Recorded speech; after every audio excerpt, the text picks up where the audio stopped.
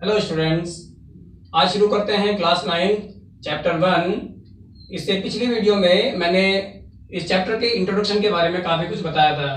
तो अगर हमने हमारी पहली वीडियो आपने नहीं देखी होगी तो सबसे पहले उसको वीडियो को देखना, क्योंकि चैप्टर के क्वेश्चंस जो होते हैं तभी समझ में आएंगे जब चैप्टर के इंट्रोडक्शन के बारे में पता होगा, तरह तरह के नंबर्स के बारे में पता होगा, ये नंबर्स क्या होती है और किस किस तरीके से फिर उनको यूज करते हैं अपने क्वेश्चंस करने में।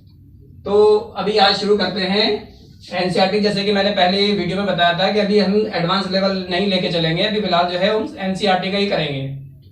तो क्लास 9 पहला चैप्टर है हमारा नंबर सिस्टम, और अभी हम एक्सरसाइज के क्वेश्चंस करते हैं आज। तो सबसे पहला जो हमारा क्वेश्चन है वो है, is zero a rational number? क्या जीरो एक रैशनल नंबर है? Can you write in the form P upon Q? क्या हम उसको पी अपॉन क्यू की फॉर्म में लिख सकते हैं? Where P and Q are integers and Q is not equal to zero. कि पी और क्यू इंटीजर्स भी है यहाँ पे और क्यू की वैल्यू जीरो के इक्वल नहीं है। तो शुरू करते हैं। पहला क्वेश्चन है हमारा, is zero a rational number? तो क्या जीरो एक रैशनल नंबर है? Yes, zero is a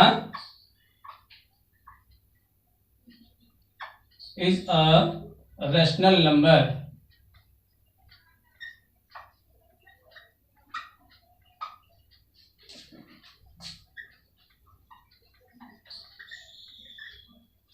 zero एक रैशनल नंबर है। नेक्स्ट अब पूछा जाए इसमें कि can you write in the form P upon Q? क्या हम इसको पी अपॉन क्यू की फॉर्म में लिख सकते हैं? तो जीरो ये इसकी पी अपॉन क्यू फॉर्म होगी यहाँ पे, पी अपॉन क्यू। क्योंकि रैशनल नंबर के हिसाब से क्यू की वैल्यू जीरो नहीं होनी चाहिए। यहाँ पे क्या होता है, ये नॉन जीरो डिजिट होती है और हम जानते हैं कि हर किसी नंबर के अपॉन में वन ऑलरेडी होता है। तो यहाँ क्या है, क्यू की वैल्यू जीरो नहीं है, ये एक नॉन जीरो डिजिट है, p इक्वल्स टू जीरो। या हम इसके अलावा और भी एग्जांपल ले सकते हैं, जीरो अपॉन माइनस वन और zero upon minus two and so on. तो ये हो गया हमारा पहला क्वेश्चन कि जीरो एक रैशनल नंबर है या नहीं है। यस आएगा इसमें, जीरो एक रैशनल नंबर है और जीरो को हम पी अपॉन क्यू की फॉर्म में लिख सकते हैं। तो जीरो अपॉन वन लिख सकते हैं, जीरो के अपॉन वन माइनस वन लिख सकते हैं, जीरो अपॉन माइनस टू भी लिख सकते हैं। ऐसी बहुत सारी नंबर्स हो सकती है जिसमें पी की वैल्यू जीरो हो सकती है लेकिन क्यू की वैल्यू जो होगी वो नॉन जीरो होगी। इसके बाद आता है second question, find the 6 rational numbers between 3 and 4। 3 और 4 उन दोनों के बीच में कितने नंबर फाइंड करनी है? 6 नंबर फाइंड करनी है। सबसे पहले तो हमें यह पता होना चाहिए कि किन्हीं दो नंबर के बीच में कितनी रैशनल नंबर्स हो सकती है। तो किन्हीं दो रैशनल नंबर के बीच में हम कितनी भी रैशनल नंबर निकाल सकते हैं। तो हमें कितनी निकालनी है? सिर्फ हमें 6 नंबर निकालनी है। तो क्या करेंगे, 3 और 4, 3 अपॉन 1 और 4 अपॉन 1। ये 1 कहां से आया? मैंने अभी बताया था कि 1 जो होता है हर किसी नंबर के अपॉन में ऑलरेडी होता है। तो जैसे कि दिया गया है 6 नंबर निकालनी, तो हम क्या करेंगे, इन दोनों के न्यूमरेटर और डिनोमिनेटर में 6 नंबर अगर निकालनी है तो 7 से मल्टीप्लाई कर दीजिए। 7 मतलब मोर देन 6, यानी 1 मोर देन 6, 6 से एक ज्यादा। अगर आपको 7 नंबर निकालनी है यहाँ पे तो आप क्या करेंगे, 8 से मल्टीप्लाई कर देंगे। इसमें 8 नंबर निकालनी है तो आप 9 से मल्टीप्लाई कर देंगे यहाँ पे। उससे होगा क्या, उससे ये होगा कि एग्जैक्ट उतनी ही नंबर निकलेगी जितने की हमें जरूरत है। अगर हमें 6 नंबर निकालनी है तो हम क्या करेंगे, यहाँ पे 7 से मल्टीप्लाई कर देंगे, न्यूमरेटर में भी और डिनोमिनेटर में भी, दोनों नंबर्स में। अगर यहाँ पे 5 नंबर निकालनी है तो किससे मल्टीप्लाई करते हैं? तो 6 से मल्टीप्लाई कर देते हैं इसको। ऐसा करने से एग्जैक्ट उतनी ही नंबर आएंगी जितनी जरूरत है। तो 7 की 3 से मल्टीप्लाई करेंगे, ये आएगा 7 3 जा 21, 7 1 जा 7। इसी तरीके से 7 की 4 से मल्टीप्लाई करके आएगा 28 और 7 1 जा 7। अब यहाँ दोनों के डिनोमिनेटर सेम है, 21 और 28। ना तो 21 इंक्लूड होगा ना ही 28 इंक्लूड होगा। इन दोनों के बीच में जितने भी नंबर्स आएंगे, जैसे 21 के बाद क्या आता है, 22 upon 7, 23 upon 7, 24 upon 7, 25 upon 7, 26 upon 7 और 27 अपॉन 7। तो 1 2 3 4 5 6 कितनी नंबर हमें निकालनी थी? 6। अब ना तो इसमें 28 आएगा लास्ट में, ना स्टार्टिंग में आएगा 21। उन दोनों के बीच की जो नंबर है सिर्फ वही नंबर आएंगी और वो एग्जैक्ट उतनी ही नंबर निकलेगी। 6 उससे एक भी कम या ज्यादा नहीं निकलेगी अगर आपने इसको 7 से मल्टीप्लाई किया है। तो ये होगी रैशनल नंबर्स बिटवीन 3 एंड 4। अब क्वेश्चन नंबर 3 ये देखिए। क्वेश्चन नंबर 3 में है find 5 rational numbers between 3/5 and 4/5। अब यार कितनी रैशनल नंबर हमें फाइंड करनी है? 5। तो 5 रैशनल नंबर्स में अभी मैंने क्या बताया था इससे पहले, 3/5 पहले दोनों नंबर्स को लिख लेते हैं। अगर 5 रैशनल नंबर निकालने तो किससे मल्टीप्लाई करेंगे? 1 मोर देन 5, यानी 5 से एक ज्यादा। अभी जैसे हमने इससे पहले क्वेश्चन में 6 नंबर निकालने थी हमें यहाँ पे 6 रैशनल नंबर, तो हमने 7 से मल्टीप्लाई किया था। लेकिन यहाँ 5 है तो किससे मल्टीप्लाई करेंगे? 1 मोर देन 5, यानी 5 से एक ज्यादा, यानी 6 से मल्टीप्लाई करेंगे।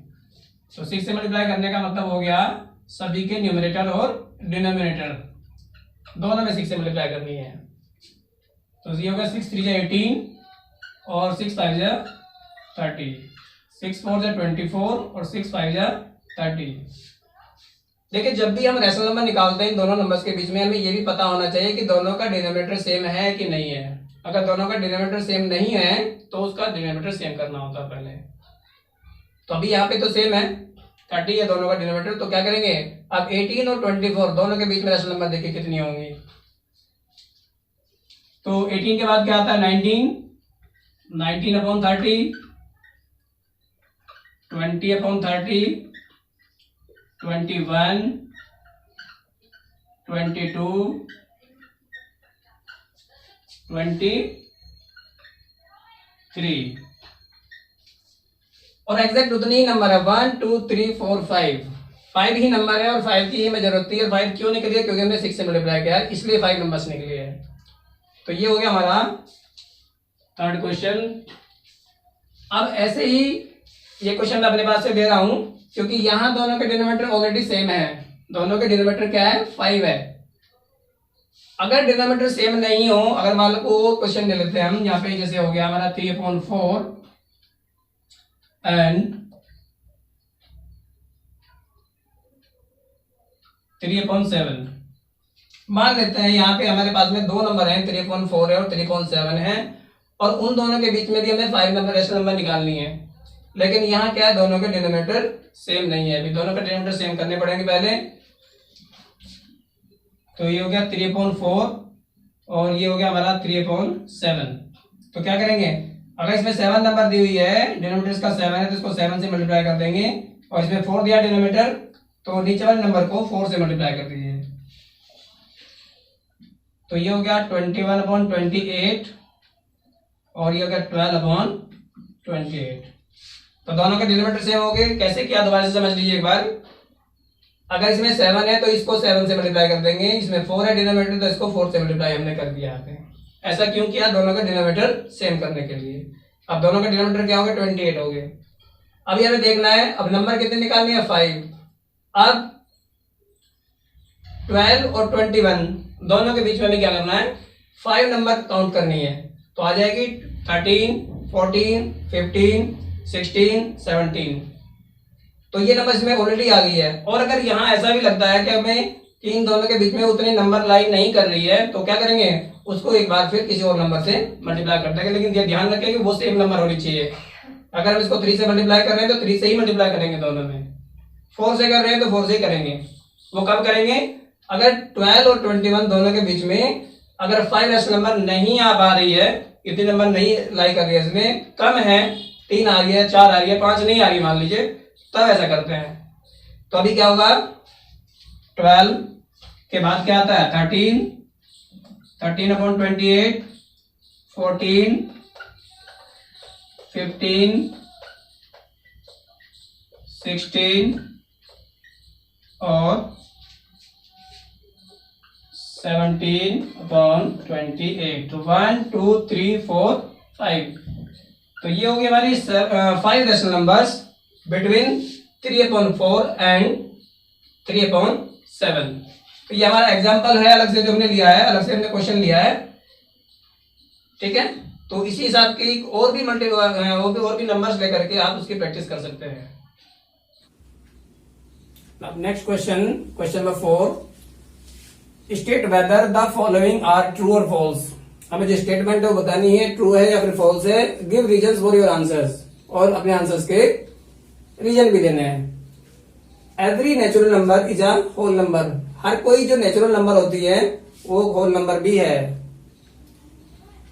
तो क्या होगा इसमें? यस। क्यों यस होगा?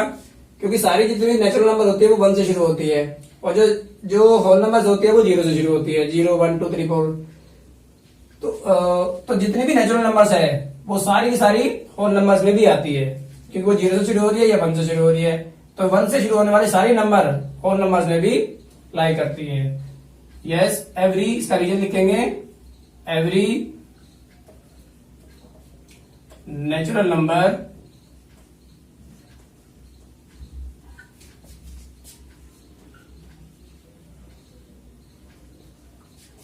lies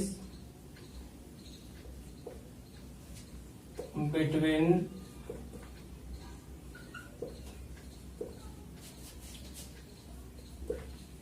the whole numbers।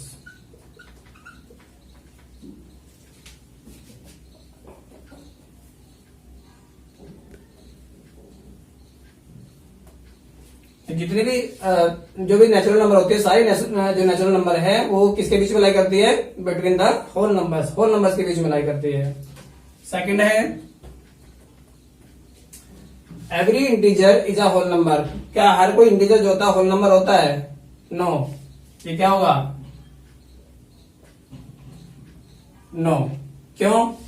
Integer can be positive और नेगेटिव, क्योंकि इंटीजर जो होते हैं वो नेगेटिव भी हो सकते हैं और पॉजिटिव भी हो सकते हैं। जबकि जो होल नंबर्स होते हैं बिगिंस फ्रॉम 0, वो केवल क्या होते हैं? पॉजिटिव होते हैं या फिर 0 होता है। तो इसलिए हर कोई इंटीजर जो होता है वो होल नंबर नहीं होता है। इसमें अगर no, every integer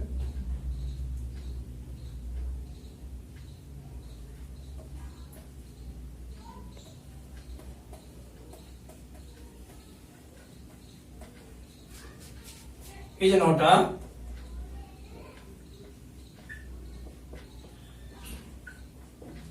whole number।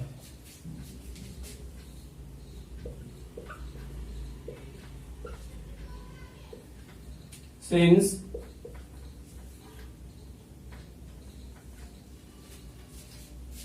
integer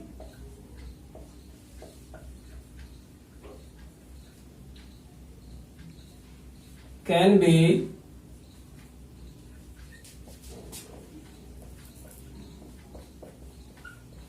positive और नेगेटिव। क्योंकि जो इंटीजर जो होते हैं वो पॉजिटिव और नेगेटिव दोनों हो सकते हैं, तो हर कोई इंटीजर एक होल नंबर नहीं होता। थर्ड है,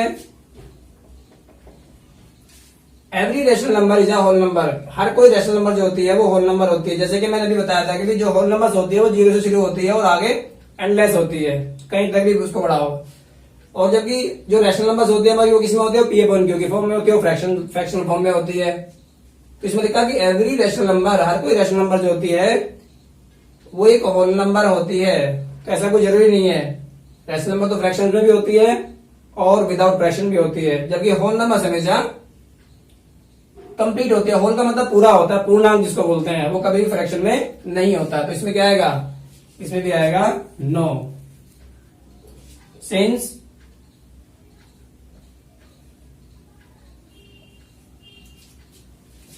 rational numbers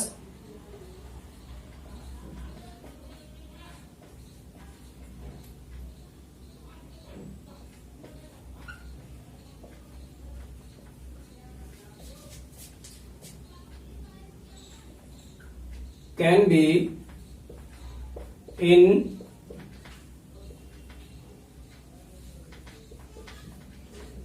fraction form as 3/5। एक एग्जांपल के लिए हम ले सकते हैं इसको 3/5, क्योंकि जो रैशनल नंबर होते हैं जितने भी वो फ्रैक्शन फॉर्म में हो सकती है, जबकि होल नंबर जो होती है वो कभी भी फ्रैक्शन फॉर्म में नहीं होती। तो एक एग्जांपल हो गया रैशनल नंबर का 3/5। तो हमारे जो जितने भी आगे की जो आने वाली वीडियोज हैं उनको देखने के लिए जुड़े रहिए हमारे चैनल के साथ में। आपका बहुत बहुत धन्यवाद।